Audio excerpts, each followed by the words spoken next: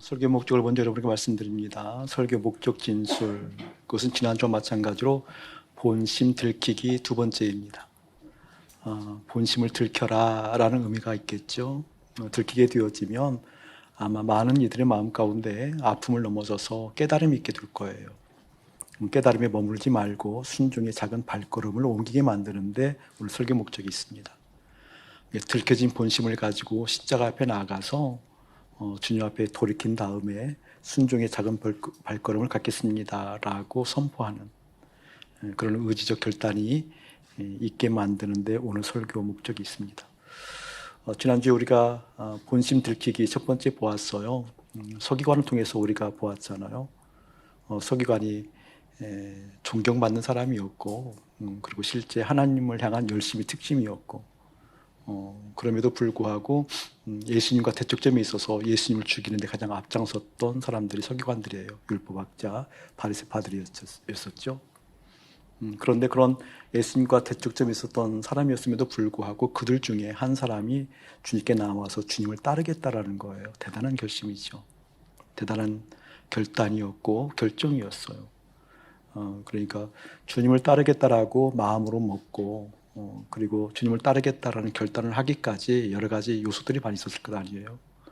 그럼에도 불구하고 그의 본심 안으로 깊이 들어가게 보게 되어지니까 간단한 용어로 정리하면 폼나게 살고 싶다라는 거였잖아요. 사회적으로도 인정을 받고 그리고 종교적으로도 예수님의 가르침을 받고 또 학문적으로도 가르침을 받아서 폼나게 살고 싶다라는 욕구를 우리가 보았어요. 우리가 많은 사람들이 주님을 바라볼 때 그 바라보는 그 목적이 어떠한 빛깔, 또 실제 그 목적이 무엇인가에 대해서 생각하고 또 그 내용이 무엇인가 파악하는 사람들은 지혜가 있는 사람들이에요. 내가 믿는 그 예수님이 어떠한 분이지? 그 예수님께서 나에게 무엇을 해주길 원하시지? 나는 그 예수님으로 하여금 무엇을 받기를 원하지? 라고 생각해 보는 것. 내가 왜 믿는 거야? 무엇을 바라는 거야? 어떠한 것이 이루어지는 거야? 도대체 이루어진다라 하면 어떤 결론을 맺는 거지? 주님께서는 왜 그토록 당신의 몸을 죽이시면서까지 나를 사랑하셨다라고 얘기하는가? 그 사랑의 결정체는 무엇이었나? 라고 생각해 보는 것은 은혜일 것입니다. 서기관이 실제 이 땅에서 폼나게 살고 싶었던 것을 들키는 시간들이 되었습니다. 두 번째는 아버지 장사하는 모습을 보았잖아요. 아버지 장사한 다음에 주님을 따르겠다라고 역시 얘기해요. 따르겠다라고. 그러니까 선한 내 뜻이 있어요. 내 계획이 있어요. 그리고 무엇인가 세상에 대해서 영향력을 끼칠 만한 그러한 어떤 좋은 계획이 있을 수 있어요. 그리고 이러한 계획이 있게 되어지면 많은 사람들이 인정해 줄 만한 그런 좋은 선한 의미의 계획들이 있어요. 근데 그것도 본심을 알고 들어가게 되어지니까 내 선한 것이었어요. 내 좋은 계획이었어요. 그 빛깔은 알겠죠? 그 빛깔도 우리가 들켰습니다.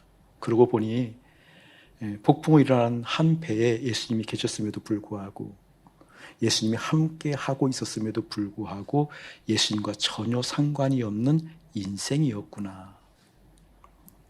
올바른 기도를 했어요. 하자 없는 기도였죠. 간절한 기도였고 목숨을 내어놓는 기도였고 주님만 바라보는 것 같은 초점을 흐리지 아니하고 시선이 주님께 가 있는 주님께 마음이 가 있는 간절한 기도였던 것 같은데 주님은 전혀 들을 수 없는 기도일 수 있다라는 것을 보았습니다.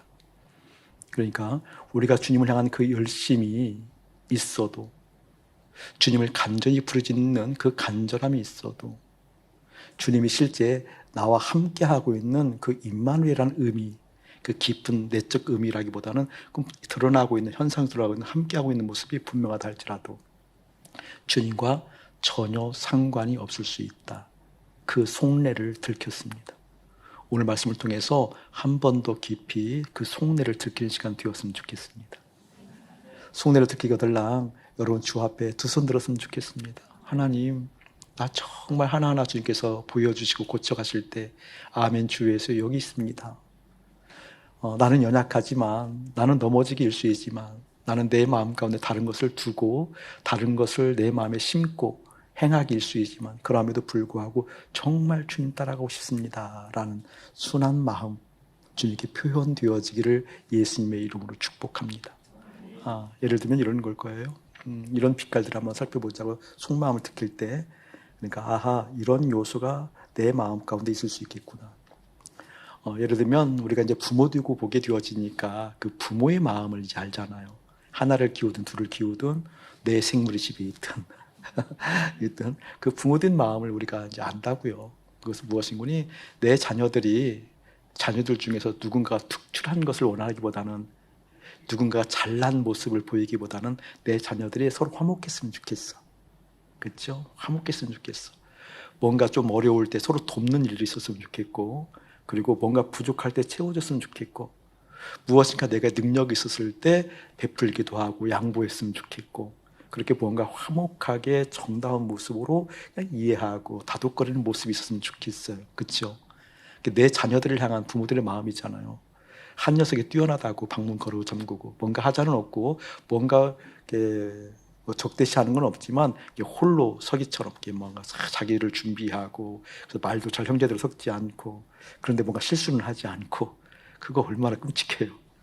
끔찍해요. 그렇잖아요. 내 자녀들을 향한 그 바라보는 시선이 있다고요. 근데 예를 들어서 내 자녀와 다른 자녀가 섞여 있다고 한다면 또 다른 양상이에요. 이것을 좀 다르게 얘기하게 되면 내 자녀가 학교를 생각하게 되어지면 학교에서 생활하게 되어지는데 내 자녀가 일방적으로 양보만 해. 학교에 있는 모든 그룹이 좋아야 되니까 일방적으로 양보만 하고 늘 이렇게 뭐 빼앗기는 모습에도 희죽 웃고 경쟁력에 밀림에 불구하고 그냥 화합하고 뭐 분위기가 좋은 것이 좋게 되어지니까 늘 웃고 맞고 와도 이쪽도 때려라 그러고 그러면 부모 마음이 어때요, 여러분? 그때 해도 내 자녀들 보는 것처럼 그런 마음일까요? 아니에요. 학교에 있을 때는 내 자녀들이 경쟁력이 있었으면 좋겠어요. 영향력을 끼칠 수 있는 그런 그룹, 군에 속했으면 좋겠어요. 그렇죠? 예를 들면 입시 때 서울대 법대를 들어가는데 정원이 2명이 들어갈 수 있는데 딱 2명만 TO가 있어요. 근데 2명이 남았어요. 이 중에 누군가 하나를 양보를 해야 돼. 그러면 네가 양보를 해. 이게 식구와 남의 차이입니다, 여러분. 승진할 때는요, 취직할 때는요, 삶의 어떤 자리에서 영향력을 발휘할 포지션, 그 위치에 있을 때에는요, 그때에도 내 식구니까 양보하고 이렇게 좀 부족한 네가 좀 하라 그러고 아득아득 할 수 있는 건가요? 아니면 그때 경쟁력 있게 뭔가 좀 조금 더 욕심 부렸으면 억측스럽기까지 좀 악착스럽게까지 그것을 뚫고 나갈 수 있는 힘, 돌파력, 그것을 쥐어 흔들 수 있는 지도력, 실제 좋은 영향을 끼칠 수 있는 힘, 뭐 이런 것을 원하지 않겠어요? 이게 여러분 가족과 남의 차이입니다. 좋은 의미로 가져도 차이입니다. 그리스도의 몸이 되었다라는 것 분별이 어렵지 않습니다. 사실은 그리스도의 한 몸이 되었다라는 것 결코 어려운 내용이 아닙니다. 쉽게 볼 수 있는 거거든요. 그러니까 내가 주님을 바라보고 그리스도의 몸이 되기를 원합니다 라고 했음에도 불구하고 금방 예화처럼 내 가족을 바라보는 눈으로 바라볼 수 있는 건지 아니면 내 가족을 눈으로 바라보지만 노력은 하는데 다른 그룹에 가고 타인이 있었을 때 보는 그런 시선들이 내 속으로부터 좀 정직하게 들키는 시간 되어지기를 예수님을 축복합니다. 아까 기도할 때도 언뜻 여러분에게 말씀드렸는데 예를 들어서 하나님이 지금 이곳에 와 계셔서 여기는 아침 목사를 대입해서 얘기해 볼 테니까요. 아침 목사에게 직접적으로 주님이 말씀하시면 직접적으로 아침 목사야 이런 것 해야 되지 않겠니? 라고 한다면 아침 목사는 하나님께 직접 오셔서 말씀했으니까 순종할 수 있을까요? 없을까요? 빨리 대답하세요. 있자고자를 그러고 없자고자를 그러고 그래요. 여러분에게 지금 현장에 지금 성령님이 오셨어요. 우리 예수님 오셨어요. 오셔서 우리 홍균희 집사님에게 뭔가 말씀해요. 말씀하면 그 말씀에 본인이 싫고 절고에 관계없이 주님께 직접 말씀하신 것이 너무 선명하니까 즉각적으로 들을 수 있다 없다? 크게 대답하세요. 이렇게 세모지게 대답하지 마시고요. 굉장히 어려워요, 여러분. 쉬운 게 아니라니까요. 오늘 그 속내를 듣기려고 그러는 거예요. 아니, 주님이 직접 오셔서 말씀했는데도 어떻게 그럴 수가 있어? 아니요. 속내를 듣기지 않으면, 우리의 본질을 깨닫지 못하게 되어지면 항상 우리는 스스로를 속이는 사람들이 되어져요. 어느 날 하나님께서 직접 요나 선지자에게 얘기했어요. 요나야, 요나야, 아수르 성 수도 니느웨에 가서 회개를 선포하거라. 내가 이제 40일 후면 이 도성을 멸할 거야. 저들의 죄가 너무나 꽉 찼어. 저들의 죄가 너무나 관연해서 더 이상 내가 볼 수가 없다. 근데 그 기간이 40일밖에 남지 않았어. 40일이라는 시간이 흘러가게 되어지면 그때는 내가 이들을 멸망시킬 거야. 그러니까 그 전에 40일이라는 시간 지나기 전에 그들의 성 니느웨에 가서 3일길을 계속 회개를 선포하거라 라고 했을 때 요나가 그 직접적인 말을 들어야 안 들어요? 요나보다 나은 사람들이에요? 아니면 어떻게 견줄 만한 사람들이에요? 아니면 못한 사람들이에요? 믿음이. 요나 그 말을 듣지 않습니다. 그런데 더욱 웃긴 것은요, 요나가 왜 그 말을 듣지 않았을까? 하나님 직접 얘기했는데도. 그것은요, 그냥 줄이고 줄여서 얘기하면 단순하게 감정으로 동의되지 않았다라는 거예요. 왜? 아수르가 복 받는 게 싫었다라는 거예요. 다시 말하면 저 사람이 하나님으로부터 이쁨 받기 싫었다라는 거예요. 저 그룹이 하나님으로부터 복 받는 거 싫었다라는 거예요. 저 정파가 하나님께 되돌이키는 걸 싫었다라는 거예요. 저 나라가 주님으로부터 돌아오는 것을 싫었다라는 거예요. 여러분 이해되세요? 하나님께서 요나에게 말씀하셔요. 요나야, 요나야, 회개하거라. 40일밖에 시간이 안 남았다 라고 했을 때 그게 싫으니까 감정상으로 요나서 1장에 보게 되어지면 하나님의 낯을 피하여 도망가잖아요. 싫어서 안 들으려고 어디로 도망가요? 정반대의 길로 다시스로 가잖아요. 이게 인간의 인간. 그렇게 하나님의 낯것을 피하여 도망가고자 하는 그 싫어하는 어떤 의미들이 오늘 말씀을 통해서 드러나게 될 거예요. 근데 그 본문도 보게 되어지면 재밌는 게 니느웨를 가라고 그러는데 정반대 길로 다시스로 가게 되어지잖아요. 가서도 그 하나님께서 계속 추적이 올 것 같으니까 배에 타서도 배에 어디로 들어갔다고 성경은 나와 있어요? 아래 칸으로 내려갔다. 밑으로 내려갔다. 최대한 숨는 거예요. 근데 배 밑으로 내려가고 정반대의 길로 가도 그래도 내가 이렇게 깨어 있으면 내 마음으로 말씀하시는 하나님 있잖아요.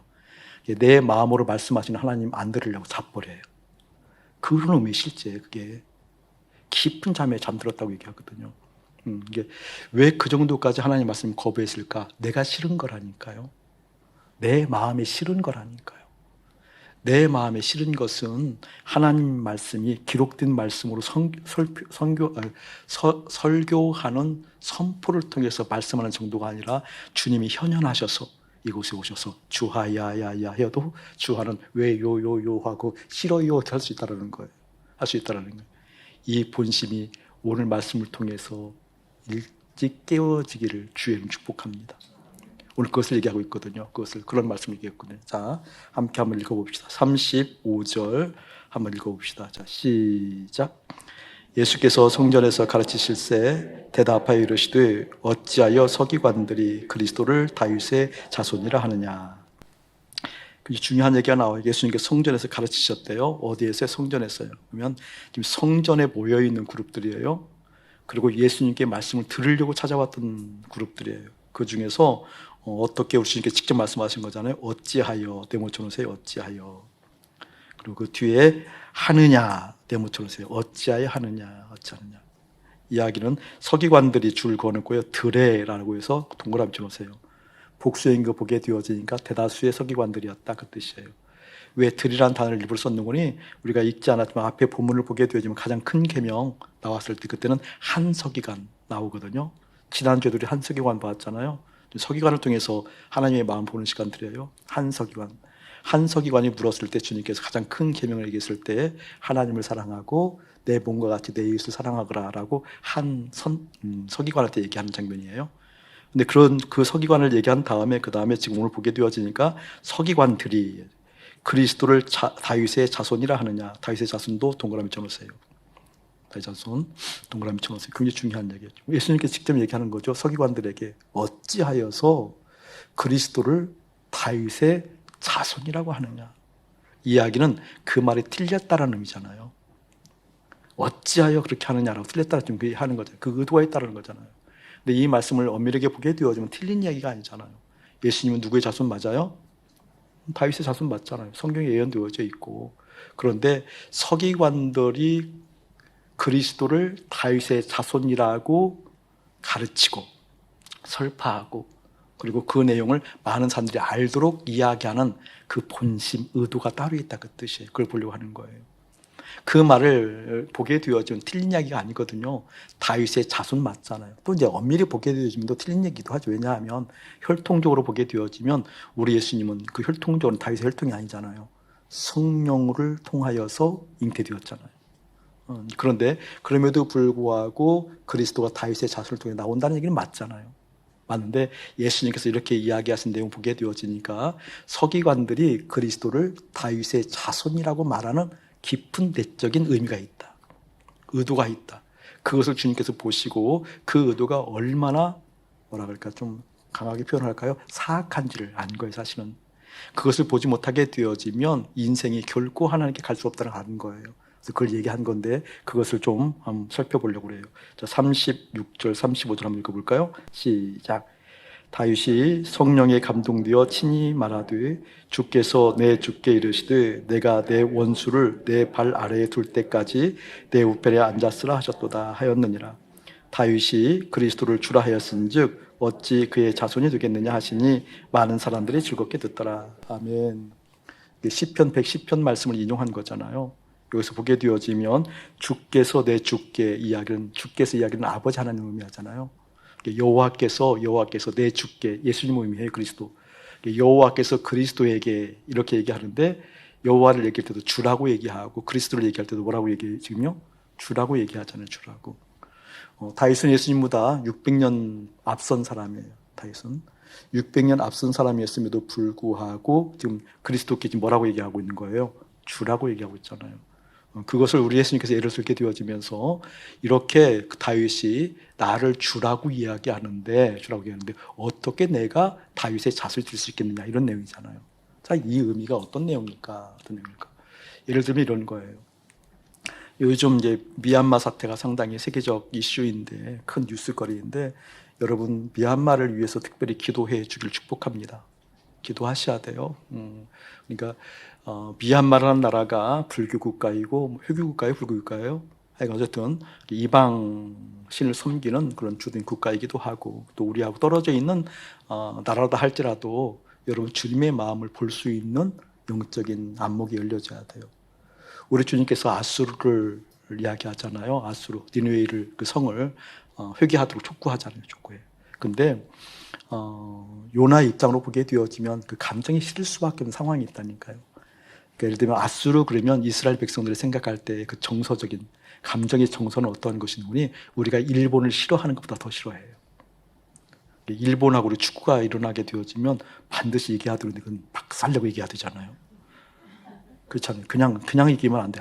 아주 그냥 박살나는 게 나이스한 거야. 그렇잖아요. 박살내서 얘기해야 되잖아요. 그 정서보다 훨씬 더 악한 정서를 가지고 있는 게 아수르를 향한 이스라엘 백성들의 마음이에요. 그때 그런 감정 때문에 싫어서 도망가는 요나에게 주님 말씀하거든요. 4장에 보게 되어지면 박능쿨 사건을 얘기하게 되어지면서 박능쿨 예화를 통해서 박능쿨이 벌레 먹는 걸 통해서 햇빛 주는 걸 막 싫어하잖아요. 성을 내잖아요.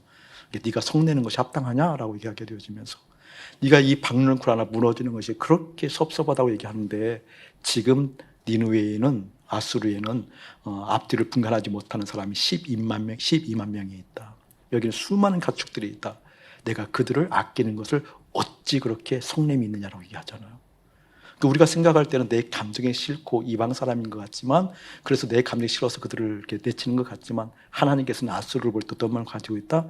하나님 아버지의 마음이 따로 있었다. 미얀마를 향해서 그러한 마음이 여러분이 깃들려야 돼요. 아멘. 일본을 향해서는요. 그래도 거기는 안 돼요. 더 고약하게 얘기해볼게요. 북한을 향해서는요. 진보를 향해서는요. 보수를 향해서는요. 여러분의 경쟁 관계에 있는 그 사람을 향해서는요. 웅변으로 듣기를 주님 축복합니다. 아멘. 아수르를 향한 주님의 마음이 들어간다면 미얀마를 향한 그런 마음이 있다라는 거예요. 그런데 그 미얀마에 영웅이 탄생을 했어요. 그 미얀마에. 그 미얀마에 막 걸출한 영웅이 탄생을 했어요. 그 미얀마에 탄생한 영웅이 지금 미얀마의 사람들은 어떤 것을 요구할까? 이 미얀마에 걸출한 영웅이, 힘 있는 영웅이 등장을 하게 되었어요. 그럼 미얀마의 백성들은 그 영웅을 하여금 무엇을 지금 요구하겠냐고요? 국가의 정상화, 회복, 민주화를 요구하지 않겠어요? 당연하죠. 당연하죠. 예를 들면 여러분의 가문 가운데 걸출한 힘 있는 사람이 나왔어요. 그럼 나오면 그 사람은 여러분 가문 가운데 뭘 하겠어요? 이 씨 가문에 걸출한 인물이 나타났어. 그럼 나타난 이 인물이 김 씨 가문에 영향을 끼치겠어요? 이 씨 가문에 영향을 끼치겠어요? 대답 빨리 안 해요? 이 씨 가문에 영향을 끼치죠, 당연히. 예를 들면 대한민국에 지금 진보 보수가 심각한데 이제 앞으로 이제 지금 현재 진보 진영이 정권을 잡고 있다고 한다면 앞으로 보수층이 정권을 잡았어. 정권을 잡은 보수층이 모든 정책을 진보 것을 취하겠어요? 보수 걸 취하겠어요? 보수 걸 취하죠, 당연히. 정책을 펼치는 거죠. 그러니까 그 그룹에서 나온 걸출한 영웅이라고 한다면 그 그룹을 위한 일들을 한다. 그리고 그룹의 일원들이 무엇을 기대한다? 그 그룹에 일어나는 일들을 기대한다. 그렇다 한다면 다윗의 자손에서 그리스도가 나왔어요. 다윗의 자손이라 일컬어진 이스라엘 백성들은 그 그리스도라는 것은 기름 부음을 받은 자, 메시아라는 뜻이야, 메시아. 메시아라는 뜻은 뭐예요, 여러분? 구원자잖아요, 구원자. 그러면 다윗의 자손이라 일컬어진 그 그룹에서는 메시아, 구원자에게 어떤 구원을 원하겠어요, 여러분? 이스라엘의 회복이다 그 뜻이에요. 어떤 회복이다? 이스라엘이 옛날 최정성기를 누렸던 다윗 왕국 시대처럼 다윗의 왕국을 새롭게 이곳에 나타내 보여주옵소서. 그 회복을 원한다 그 뜻이에요. 주님께서 지금 이야기하신 이야기가 그 내용이라는 거예요. 그래서 여러분 현대 그 유대교 중심을 통하여서 한국에도 그 이스라엘을 향한 관심을 기도해야죠. 눈동자를 기도해야 되는데 그 의미가 이런 의미라고 한다면 전혀 상관이 없습니다. 주님하고. 그래서 유대주의자들을 배격해야 되는 이유가 거기 있는 거예요. 이해되세요, 여러분? 무턱대고 이스라엘 하는 게 아니라니까요. 여러분 이게 정말 주님의 마음을 보게 되어지면 열리는 게 많아요. 보이는 게 많아요. 주님께서 지금 그걸 말씀하시는 거예요. 그리스도가 다윗의 자손이라고 왜 그러느냐? 그 속마음이 뭐라고요? 이들이 그토록 주님을 사랑하는 것 같고 주님을 기다리는 것 같고 메시아를 기다리는 것 같고 메시아를 오셔서 대망하는 마음이 무엇이었다라는 거예요. 결국은 이스라엘의 회복. 무슨 말이에요? 이스라엘이 다윗 왕국처럼 다시 한번 삶에 있어서 전성기를 누리고 싶어하는 마음이 있었다 그 뜻이에요. 그것을 얘기한다는 거예요. 그러면 주님께서는 주시고 싶은 것이 뭐였냐고요? 주님께서 이 땅에 오셔서 보여주고 싶은 것, 주고 싶은 것, 구원하고 싶은 것이 무엇이었냐고요? 여러분 구원이라는 것은 목사님 여러 각도로 얘기하지만 세상으로부터 주님에게로 이끌림 받는 거라고 했잖아요. 이 세상이라는 관점이 참 재미있습니다. 자, 이것을 좀 더 다른 각도로 얘기하게 되어지면 세상으로부터 주님에게로 이끌림 받는다는 것이 그 주님이 그때는 하나님이잖아요, 아버지. 그러니까 구원이라는 것은 무엇인고니 다시 말하면 하나님의 사람들을 어떻게 아버지에게로 가게 만드는 거예요. 맞죠? 아버지 하나님을 만나게 하는 거잖아요. 아버지 하나님을 만날 수 없다라고 한다면 그건 구원이 아니잖아요. 구원의 가장 큰 목표가 뭐예요? 하나님 아버지를 보는 거잖아요. 아니에요, 여러분? 저를 당혹하게 하지 마세요. 지금 10년 개척하고 나서 그 얘기만 했는데 여러분 눈빛이 그런다고 한다면 오 주님 제가 금식해야 됩니까라고도 그렇잖아요. 아버지 하나님께 가는 거잖아요. 아버지 하나님께 왜 가는 거죠? 아버지 하나님과 사랑의 관계를 맺으려고. 왜 사랑의 관계를 맺어야 되죠? 그것 때문에 아버지 하나님께서 당신의 아들을 죽일 정도로 마음을 가지고 있었으니까. 죽일 정도가 실제 죽였으니까. 당신의 아들을 죽여서까지 당신의 사람들을 당신에게 오게 하셔서 어떻게 사랑의 관계를 맺게 했습니까? 여러분 그래서 예수님이 길인 거예요. 그렇게 아버지께 갈 수 있는 길을 허락하신 거잖아요. 아멘. 허락하신 거잖아요. 자, 목사님 오늘 말씀 전에 기도할 때도 그런 얘기를 했었는데 어떤 얘기를 했었는 거예요? 이런 얘기를 했어요.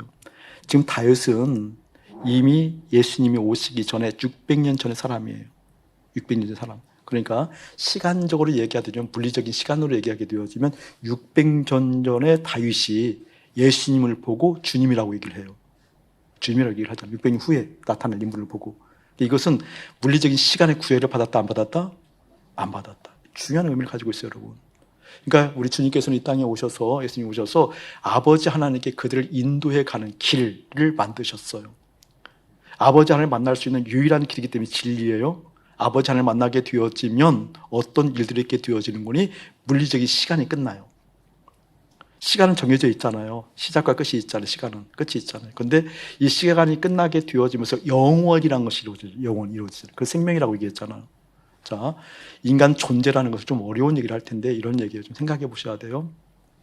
내가 존재하는 이유는 시간이 있으니까 존재해요. 데카르트가 물론 얘기를 했는데, 시간과 존재를 얘기했는데, 시간 때문에 내가 존재하는 거죠. 시간이 없으면 내가 존재하지 않는 거잖아요. 그런데 이 시간이라는 게 참 신비로워요. 저는 나중에 주님께 가게 되어지면 이 물리 공부를 주님 앞에서 하고 싶어요. 정말 하고 싶어요. 이 시간에 대해서 자세히 묻고 싶어요. 지금도 가장 궁금한 것은 어린아이처럼 시간이 가장 궁금해요.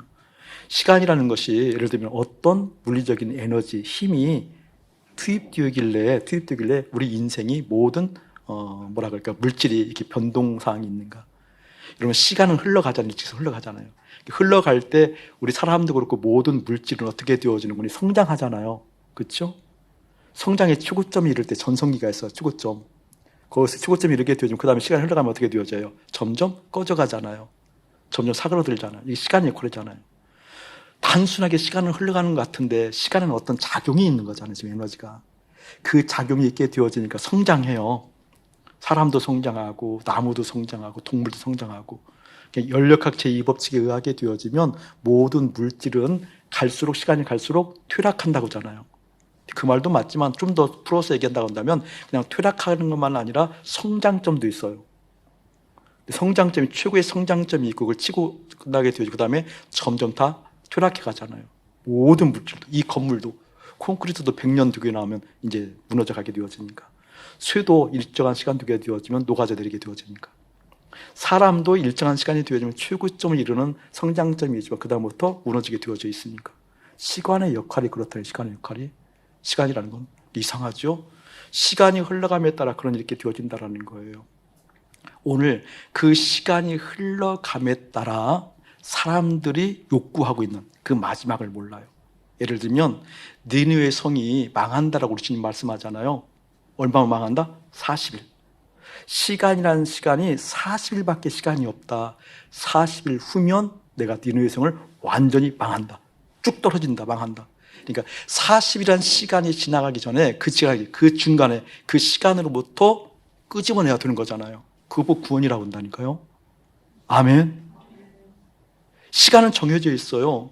성장점이 있어서 전성기를 구사하는 그런 시간이 있는 것 같지만 그것이 꿈이라고 여기고 그것을 향해서 인생이 달려가지만 결국은 정점에 이른다 할지라도 결국은 무너지는 시간들이 있어요. 맞죠? 목사님이 이제 목사님 그룹에 가보게 되어지니까 나이가 많은 편이더라고요. 이제는 벌써. 저는 항상 막내 같은데 나이가 많은 편이에요. 죄송하지만 적은 나이지만 꼭 적은 나이는 아니에요. 그렇죠? 그래서 많은 나이도 물론 아니에요. 그럼에도 불구하고 깨달아지는 게 있어요. 깨달아지는 게. 무엇을 향해서 달려가야 되는지 깨달아지는 게 있다니까요. 그토록 에너지를 투여하고 그토록 인생의 열정을 쏟아붓고 그토록 달려갔던 그 길에 대해서 재해석이 생기더라니까요. 여러분, 저보다 나이가 더 드셔서도 모를 수도 있고요. 저보다 어려도 깨달을 수가 있는데 내 인생의 전성기를 향해서 달려가고자 하는 그 의미가 어떤 의미인지, 내 가정의 행보를 꿈꾸어서 그토록 죽느니 사느니 모든 열정을 다 쏟아부었던 그 일이 어떤 의미를 갖고 있는 건지, 사회적으로 국가적으로 품었던 그 열정들이 어떤 의미를 갖고 있는지 여러분 깨달아지기를 주님의 이름으로 축복합니다. 오늘 말씀이 그런 말씀이에요. 여러분, 그런 말씀. 지금 주님께서는 정해져 있는 시간이 있어요. 근데 우리 인생은 정해져 있는 시간을 깨닫지 못해요. 정해지는 시간 가운데 인생의 최고의 전성기를 향해서 달려가는데 그때 결국은 어느 순간 가게 되면 40일처럼 툭 떨어지는 시간이 있는데 툭 떨어지기 전에 끄집어내고자 하는 것이 구원이에요. 아멘. 끄집어내는 것이 구원이에요. 그 구원의 실물 말하자면 뭘까, 예화를 그 다음 38절부터 40절까지 얘기하고 있는 장면이랄까요? 그것을 보면서 함께 더 보도록 할게요. 함께 읽어봅시다. 시작. 예수께서 가르치실 때 이르시되 긴 옷을 입고 다니는 것과 시장에서 문안 받는 것과 회당의 높은 자리와 잔치의 윗자리를 원하는 서기관들을 삼가라. 그들은 과부의 과산을 삼키며 외식으로 길게 기도하는 자니 그 받는 판결이 더욱 중함이라. 여기도 서기관들이에요.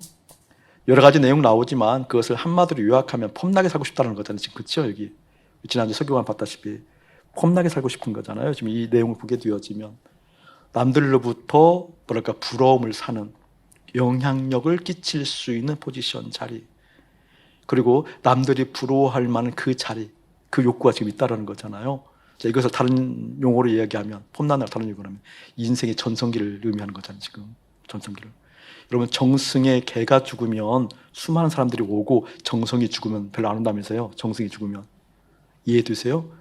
그러니까 인생의 전성기를 누릴 때 수많은 사람들이 주목하는 법이거든요. 그 욕구가 우리 가운데 있다 없다? 그걸 듣기라는 거예요. 무엇을 욕구하고 있는 듣기라는 거예요. 지금 여기에 보게 되면 인생의 전성기를 의미한다니까요. 폼나고 싶은 것을 의미해요. 지금 폼나게 살고 싶은 것을 의미해요. 근데 그것을 경계하라고 지금 얘기하고 있잖아요. 경계하라. 경계하라. 그 의미가 어떤 의미냐고요. 들켜야 된다니까요. 예를 들면 이런 각도로 여러분에게 한번 예화를 들어볼게요. 대부분 이런 이야기를 하시는 분들이 첫사랑하고 결혼하신 분들 주로 이런 얘기를 하더라고요. 첫사랑하고 결혼했다는 얘기는 연애가 1위 사건을 통하여서 결혼했다. 맞죠? 그런 적 없음? 첫사랑 결혼하신 분들 주로 뭐라고 하면 에이, 이럴 줄 알았으면 예수님 알기 전에 실컷 연애라도 해볼 것. 실컷 연애라도 해보고 만날 것. 연애 한 번만 해보고 만나면 후회된다고 얘기하는 사람들을 제가 직접 들었어요. 직접 들었어요. 예를 들면 이럴 줄 알았으면 예수 만나기 전에 그냥 세상에 푹 빠졌다가 나올걸. 자기는 학교 다닐 때 나이트클럽도 안 가봤대요. 안 가봤대요. 이 소리를 듣고 있는 계시는 거죠. 집에 계시는 집사님. 예를 들면 그러니까 막 이렇게 이럴 줄 알았으면 그냥 내가 예수님 진짜 만나기 전에 막 세상 일도 막 푹 빠져버려서 이것도 해보고 저것도 해보고 그걸 너무 후회한다라는 거예요. 후회한다라는 거예요. 그래서 그 얘기를 듣고 제가 어떻게 가만히 있을 수 있겠어요. 목사님인데. 그래도 그것을 듣고 가만히 있을 수가 없어서 기어이 한마디 했지요. 뭐라고 했는지 이렇게 얘기했어요. 예를 들면 그 일들을 이렇게 지금 미련을 갖고 있다. 그 얘기잖아요. 미련을 갖고 있다. 여기 있는 서기관을 경계하라고 얘기해도 이렇게 되고 싶은 욕구가 우리 가운데 있다 없다? 있다. 그래도 하나님 한번 이렇게 경험하면 안 될까요? 뭐 이런 거 있잖아요. 그래서 내가 어차피 세상 한 번 사는데 이것을 꼭 경험하면 안 될까요? 라고 하는 그 애착이 있잖아요. 애착. 똑같은 의미, 똑같은 의미. 첫사랑에서 결혼한 분들이 이럴 줄 알았으면 여러 사람 만나보고 연애도 해보고 실컷 해보고 이것도 경험해보고 저것도 경험해보고 결혼할 걸 그랬다고 얘기하는데 제가 이런 얘기를 했어요. 집사님, 가령 그게 똥이라고 생각해 보세요. 강단 용어는 아닌데 제가 심하게 똥 얘기를 몇 번 할 거예요. 그것을 똥이라고 생각해 보세요. 똥. 똥이라고 생각해도 그것을 갖지 않고 그 똥을 더 품지 않고 그 똥 속에 더 빠지지 않은 것을 계속해서 미련을 갖겠어요? 안 갖겠어요? 여러분 가져야 안 가져요? 예를 들면 서기관이 지금 했던 이런 일들이 똥이라고 실제 인식된다고 한다면 품어요 안 품어요? 여러분 그런데 죄는 똥보다 더 징그러운 거 아시죠? 죄는 똥보다 더 냄새나는 거 아시죠? 근데 죄가 왜 안 떠나갈까요? 실감 못하기 때문에 그래요. 여러분 죄는 싫어지기 전까지는 결코 떠나가지 않습니다. 회개한다고 떠나가는 게 아닙니다. 싫어져야 떠나갑니다. 똥처럼 여겨져야 떠나갑니다. 제가 그 깨달았어요. 하나님, 내 인생의 삶 가운데 죄라고 여겨지는 모든 것들은 똥처럼 냄새나게 하여 주옵소서. 세상을 향한 욕구, 세상을 향한 그런 어떤 욕구들이 내 안에 일어날 때 똥 냄새가 나게 하여 주옵소서. 하나님 그걸 품고 이루지 못했다, 갖지 못했다, 미련 갖는 인생이 아니라 그 미련 갖는 인생이 결국 그리스도마저 다윗의 자손이라고 이야기하면서 기어이 다윗의 자손으로서 그리스도가 오시기 때문에 이스라엘의 회복을 이야기하고 다윗 왕국을 이야기하는 그 미련 갖는 것이 내 삶 가운데 똥냄새 나게 하게 하여 주옵소서. 여러분의 기도가 되어지기를 주님의 이름으로 축복합니다. 내 본심을 봐야 돼요. 알고 보니 죄를 계속해서 즐기고 죄에 대해서 함께 뒹구는 모습, 그럼에도 불구하고 하나님께 좋아하지 않으니까 자꾸 막으려고 했던 요소였지, 죄가 죄로 똥으로 여기지 않은 까닭이었다. 그 속내가 주님의 이름으로 들켜지기를 예수님을 축복합니다. 오늘 말씀에 보게 되어지면 39절, 회당의 높은 자리와 잔치의 윗자리를 원하는 서기관들을 어떻게 삼가라, 경계하라 얘기하고 있잖아요. 그러니까 지금 안 좋은 본보기를 보여주게 되어지면서 이러한 본이 되지 말아라, 이러한 쪽으로 되지 말아라고 얘기하고 있는 거잖아요. 그런데 여러분, 반대의 경우도 있어야 되는 거거든요. 반대의 경우도.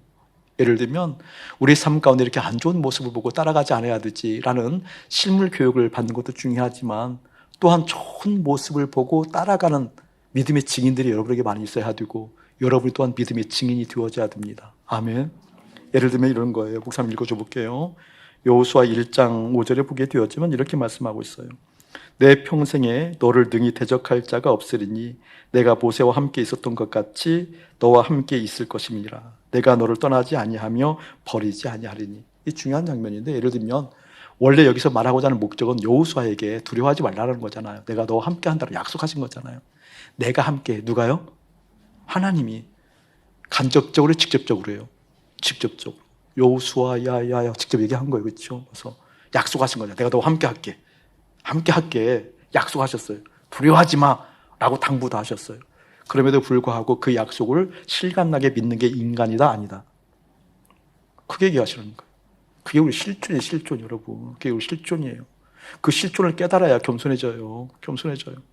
직접 주님이 오셔서 여기에서 지금 막 번개처럼 쾅쾅쾅 내리고 그 주님만 보이게 만들고 주님만 주목하게 만들어서, 아침 목사야 너는 지금부터 영원토록 내 말만 들어라, 예 주님!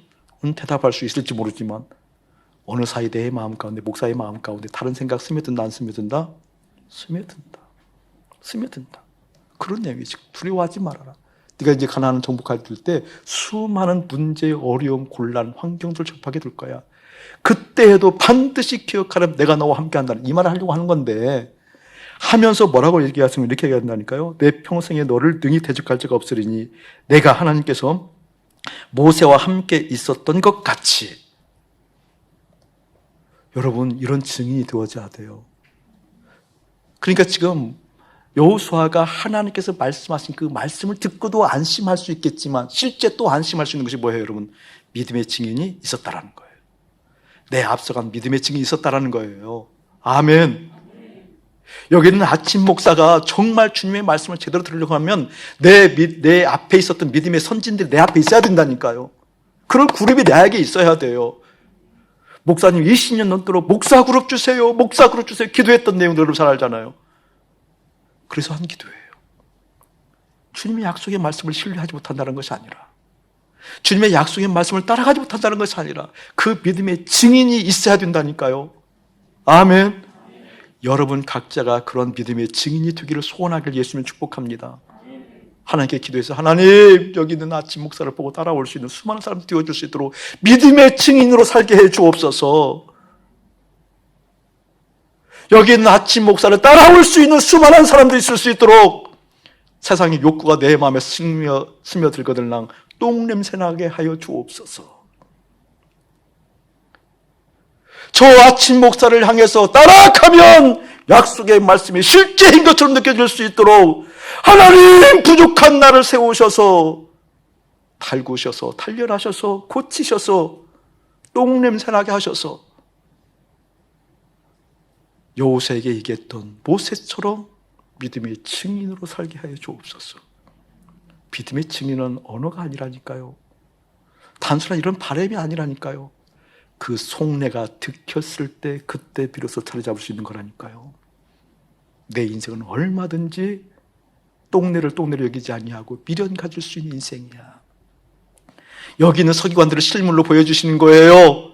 너희들이 다윗의 자손이라고 그리스도가 다윗 자손이라고 얘기하느냐? 실제 그렇게 이야기하는 너희들의 모습 품색이 무엇이냐? 너희들이 지금 무엇을 향해서 달려가고 있느냐? 인생의 전성기를 향해서 달려가고 있는 너희들에게 그때 하는 이야기가 무엇이었느냐? 그리스도가 다윗의 자손이라고 얘기하고 있는 것 아니냐? 그리스도는 다윗의 자손이 될 수 없다.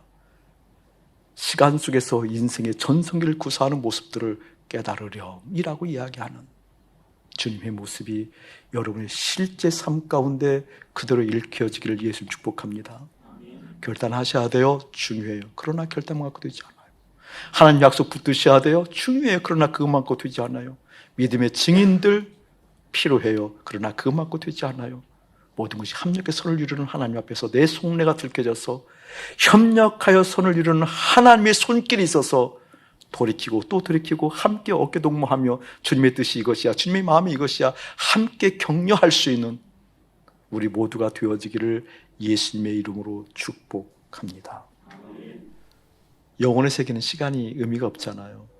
그래서 그것을 표현할 때 그래서 천년을 하루같이, 하루가 천년같이 얘기를 하는 거잖아요. 물리적인 시간이 있을 때에는 최고의 성장점이 있고 그 이후에는 끝없이 쇠락하는 게 시간의 속성이에요. 그러함에도 불구하고 마침표가 있는 시간 안에서 인생의 전성기를 위해서 우리 주님 오신 것이 아니라는 겁니다. 근데 우리는 예수님을 그렇게 여겨요. 이 시간표 안에서 내 인생의 전성기를 위해서 예수님이 오신 것처럼 믿고 있다니까요. 아니라니까요. 오히려 그곳에서부터 끄집어내는 것이 구원이었습니다. 아멘. 목사님, 염세주의적 관점을 얘기하는 게 아니에요. 성경의 정확한 관점을 얘기하는 거예요. 인생의 전성기를 위해서 오신 것처럼 그분을 향해서 그것을 위해서 기도하고 그 기도한 내용이 그리스도는 다윗의 자손이야. 다윗의 자손으로부터 그리스도가 났어. 그 의미란 얘기예요. 그래서 무엇을 하고 있다라는 거예요? 서기관들이 폼 잡았다 얘기해요. 폼나는 인생 구했다 그 얘기예요. 그것을 살았다 그 얘기예요. 인생의 전성기를 향해서 위에서 오신 주님이 아니라 그것으로부터 빨리 벗어나게 하기 위해서 오셨다라는 거예요. 40일 후에 니느웨는 망한다. 죽는다. 끝난다. 그 전에 빨리 구원해야 된단다. 이 의미가 사랑하는 여러분 심령 가운데 깊이 일깨워지기를 주님의 이름으로 축복합니다. 이제는 우리 주 예수 그리스도의 은혜와 우리 아버지 하나님의 극진하신 사랑하심과 성령 하나님의 감화가동 교통하심이 본심 들키기 두 번째를 깨닫게 되어지면서 인생의 전성기를 위해서 오신 주님이 아니라 그것으로부터 벗어나기를 원하시는 애틋한 주님의 사랑을 알아차리는 거룩한 백성들 가운데 이대로부터 영원무궁토록 함께 할지어다. 아멘.